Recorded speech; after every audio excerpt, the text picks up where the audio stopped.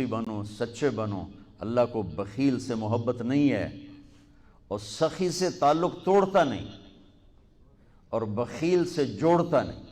ایک دفعہ شیطان نے ایک بنی اسرائیل کا واقعہ، ایک آدمی سے ملاقات کی، تو اس نے کہا شیطان سے ایک راز کی بات تو بتا دے۔ کہنے لگا کیا؟ کہ تیرے یار کون ہے، تجھے پسند کون؟ کہنے لگا تین مجھے بڑے پسند ہیں۔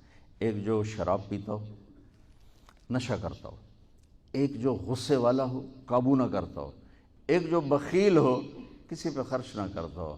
یہ تین میرے بڑے گھاٹے آ رہے ہیں۔ اور اگلی یہ کہ اگر کسی بدبخت میں تینوں کٹھی ہو گئی، غصہ بھی، بخل بھی، شراب بھی، تو پھر وہ پیر ہوتا ہے اور میں مرید ہوتا ہوں، پھر وہ میرے تو بھی بڑا شیطان ہے۔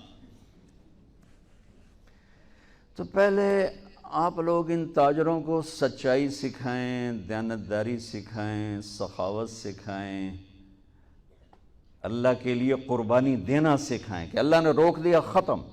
اللہ نے کہا یہ کام نہیں کرنا، ختم۔ سود نہیں کرنا، ختم۔ جھوٹ نہیں بولنا، ختم۔ دھوکہ نہیں دینا، ختم۔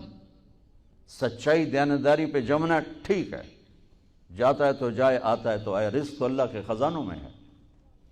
اس معاشرے کے ساتھ یہ نسل اگر چلے گی تو وہی کرے گی جو یہ کر رہے ہیں۔ پھر آپ لوگوں کے پاس بھی جمع تفریق ہی ہے، جمع تفریق، جمع تفریق، جمع تفریق۔ ان کے سارے دماغ جمع تفریق میں کھپ جاتے ہیں، انہیں پتہ ہی نہیں میرا نبی کون تھا، کیا تھا، کبھی سنتے ہی نہیں ہمارے نبی کون تھے، کیا تھے۔ تو راہبری کا حق لے کر تو وہ تشریف لائے تھے جنہوں نے سچائی سکھائی، دیانتداری سکھائی، محبت سکھائی، حیا کو سکھایا، پاک دامنیوں کو سکھایا، سخاوت کو سکھایا۔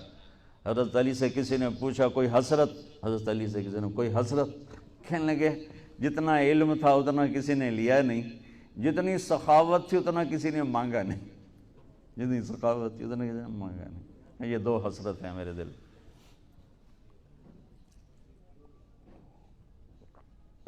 تو اللہ کو سخی پسند ہے، مال خرچ کرنے والا پسند ہے، مالدار ہو۔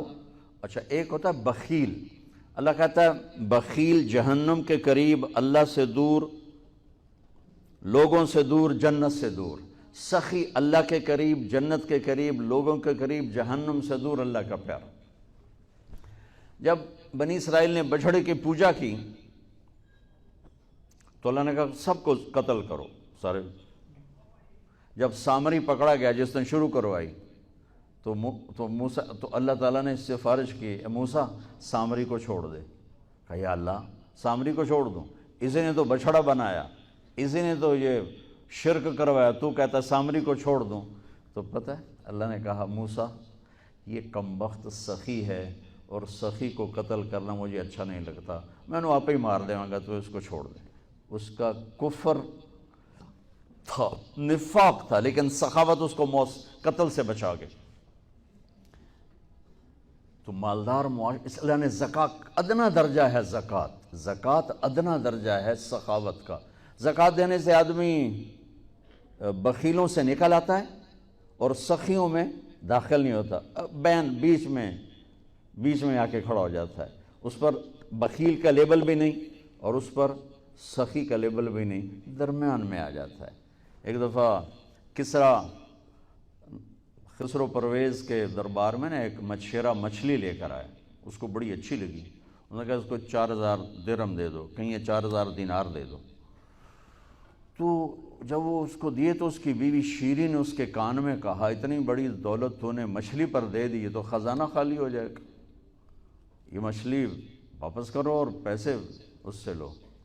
تو خسرو پرویز نے کہا میں اتنا بڑا بادشاہ ہوں، مجھے شرم آتی میں اس سے پیسے واپس لوں، میں نہیں لیتا۔ وہ کہنے لگی میں تمہیں طریقہ بتاتی ہوں، تم اس کو بلا کے پوچھو یہ مچھلی نر ہے یا مادہ، وہ کہے گا نر ہے تو تم کہنا ہمیں مادہ چاہیے تھی، واپس لو ہمارے پیسے دو۔ وہ کہے گا یہ مادہ، تم کہنا ہمیں نر چاہیے تھا، پیسے واپس۔ ٹھیک، انہوں کو بلایا، ہاں بھائی یہ مچھلی نر ہے یا مادہ؟ کہا حضور خسرا نہ نر ہے نہ مادہ ہے۔ اس کو 4000 اور دے دو، بیچ کی چیز۔ میں نے کہا نا زکوٰۃ دینے والا سخی نہیں ہوتا، سمجھ رہے ہو؟ زکوٰۃ دینے والا بخیل بھی نہیں ہوتا، سخی بھی نہیں ہوتا، بخیلوں سے نکل جاتا ہے، سخیوں میں انٹر نہیں ہوتا۔ 2.5 روپے پر 1 پیسہ بھی زیادہ کر دے تو سخیوں میں نام آ جائے گا، سخیوں میں نام آ جائے گا۔ پھر سخاوت کی حد کوئی نہیں ہے۔ انہوں نے کہا حضور یہ تو بیچ کی چیز ہے، خسرا ہے۔ اس نے کہا 4,000 اور دے دو۔ تو شیریں کو تو بڑا غصہ چڑھ گیا، 8,000، اس کی تو 7 پشتوں کو کافی تھا۔ تو 1 دینار گر گیا تو اس نے وہ اٹھا لیا۔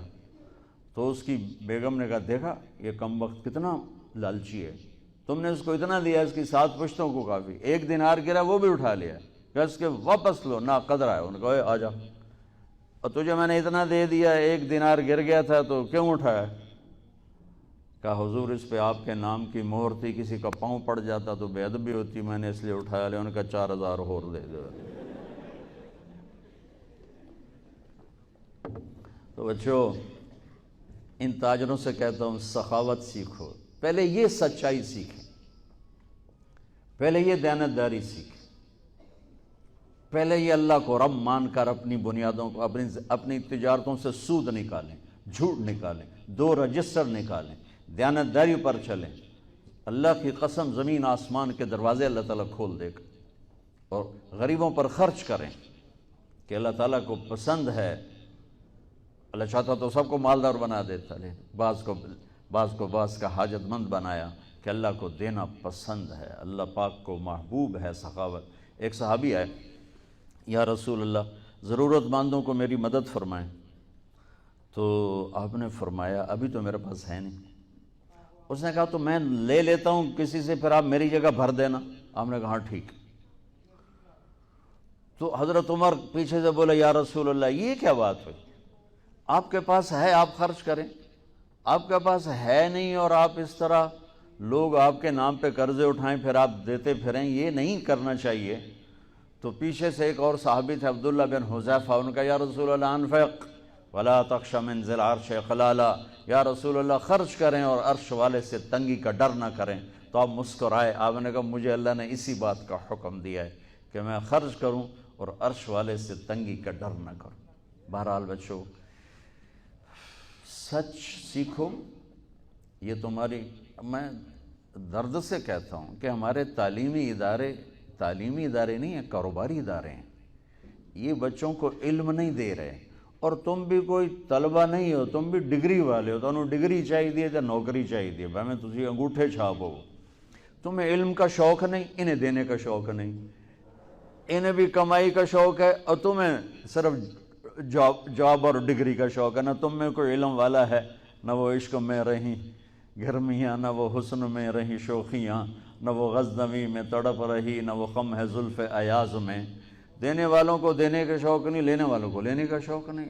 علم تو مر مٹ گیا ہے، وہی قوم سر اٹھا کے زندہ رہے گی جن کا علم اپنا ہوگا۔ تمہارا علم تو باہر سے آتا ہے۔ آج تک ڈاکٹر کہتے رہے مکھن نہ کھاؤ، ملائی نہ کھاؤ، گھیو نہ کھاؤ، دل بند ہو جائے گا، کولیسٹرول بڑھ جائے۔ اب میرا بھائی دل کا ڈاکٹر ہے، اب کہتا ہے کھاؤ۔ میں کہوں کہ امریکہ کی رپورٹ آ گئی، تو تمہارا سارا آقا تو ادھر بیٹھا ہوا ہے، وہ کہیں گے یہ چلا دو چل جائے گا، کہیں روک دو تو رک جائے گا۔ بچوں میرا معاشرہ بہت زوال کا شکار ہے، آپ میری نسل ہو، میری اولاد ہو۔ میں بہت تھکا ہوا تھا، مجھے نعیم بھائی نے رات کہا، میں نے کہا ایک تو تیری مجھے بہت ہے عزت احترام کہ میں انکار نہیں کر سکتا، دوسرا یہ میرے اپنی اولاد ہے، اللہ کرے کوئی ایک بھی سچ بولنے والا ہو گیا اور کوئی ایک بھی دیانتداری والا ہو گیا تو چلو میری آخرت، میری قبر ٹھنڈی کرنے کا سبب بن جائے گا۔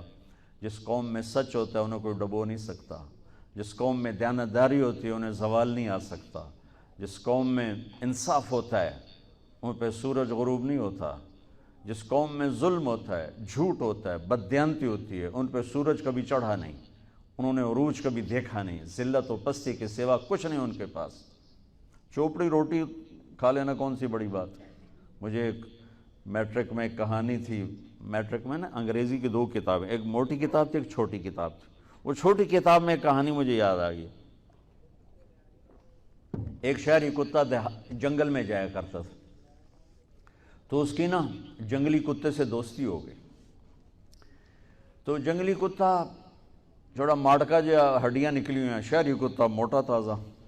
تو ایک دن وہ جنگلی کتا کہتا ہے یار تو کیا کھاتا ہے؟ انہوں نے کہا میں پراٹھے کھاتا ہوں، انڈے کھاتا ہوں، ڈبل روٹی کھاتا ہوں، دودھ پیتا ہوں، گوشت کھاتا ہوں. ان نے کہا یار میں تو نام ہی آج سن رہا ہوں، میں نے تو کبھی کچھ کھایا ہی نہیں ہے یار، میں نے بھی لے چل، میں بھی کوئی کھاوا کو، میں بھی موٹا ہوں. انہوں نے کہا آ جا. تو وہ اس کو لے کے چلا. تو جب جنگل سے نکلے تو روشنی میں جنگلی کتے کی نظر پڑی گلے میں پٹا. تو وہ کتا کھڑا ہو گیا، کہنے لگا میرے بھائی اے کیے.